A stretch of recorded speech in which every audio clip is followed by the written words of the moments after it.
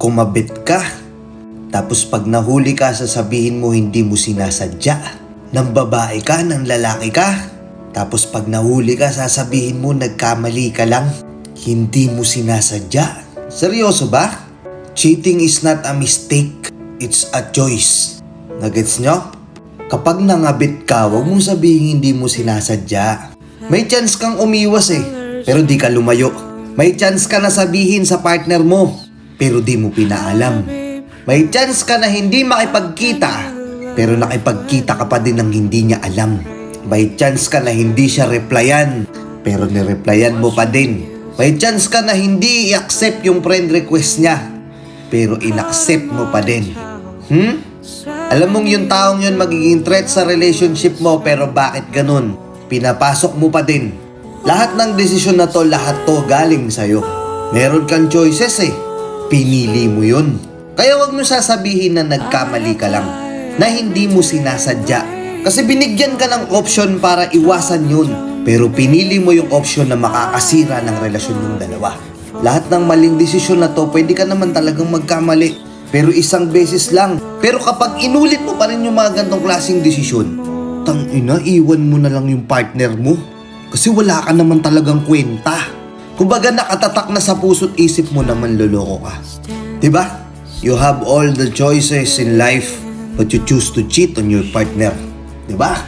Tapos kapag nahuli ka, sasabihin mo hindi ko sinasadya. Siya kasi yung nangulit. Wala naman akong intensyon. Sorry.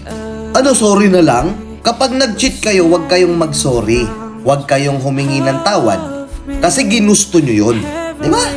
Magsusorry kayo kasi nahuli na kayo. Magsusorry na kayo kasi nalaman ng loyal at faithful na partner nyo na si Raul at manloloko kayo. Pero kung hindi kayo nahuli, tuloy-tuloy pa rin kayo. Alam nyo kung ano real talk?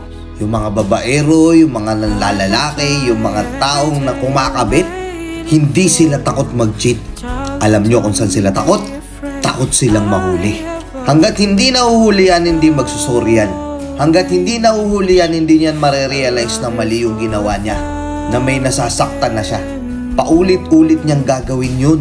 Pwede namang mag-sorry. Hanggat may pagkakataon, gagawin niya yun.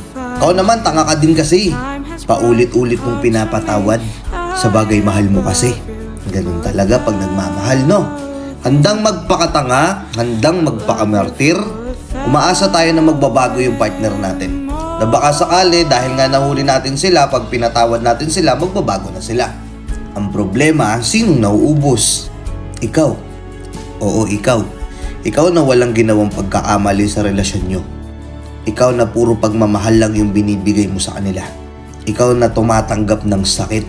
Tapos sa huli, ipapalabas pa ng partner mo na ng lalaki o ng babae na sila pa yung biktima. Ikaw pa yung may kasalanan. Ikaw pa yung nagkulang. Ikaw pa daw yung nawala. Yung tipong nahuli mo na siya tapos magsusorry siya, sasabihin niya sa'yo, sorry. Nagbago ka na kasi. Yung hinahanap ko, nahanap ko sa kanya.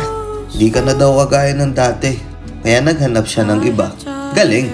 Pinili niya maghanap ng comfort sa iba kaysa makipag-ayos sa'yo.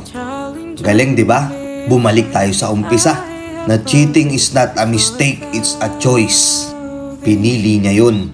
Hindi sa hindi niya sinasadya. Lahat yun may option siya pero mas pinili niyang magloko. Kaya ikaw, hindi mo deserve na mag-cheat sa'yo yung partner mo. Kahit sino naman We don't deserve this. Especially kung tayo yung mga tipo ng tao na binibigay natin lahat sa kanila. Naging loyal tayo sa kanila. Na tayo yung umiiwas sa tukso. Kapag may umaaligid sa atin, auto-block or auto-sin or alam nyo yun. Na kahit hindi sabihin sa atin ng partner natin na wag mo i-chat yan, wag mo tignan yan. Ginagawa na natin kasi loyal tayo. Meron tayong option na mag-cheat pero di natin ginagawa. Tapos atin gagawin? Tangina, pag ganyan yung partner mo, iwan mo na lang. Hindi ka nila deserve. You deserve to be happy. Yung mga putang inang cheater na yan, putang ina nila. Anong masasabi mo dito sa video na to? Comment ka nga dito. At kung nagustuhan mo tong video na to, follow mo naman ako, Kuya Marvin TV.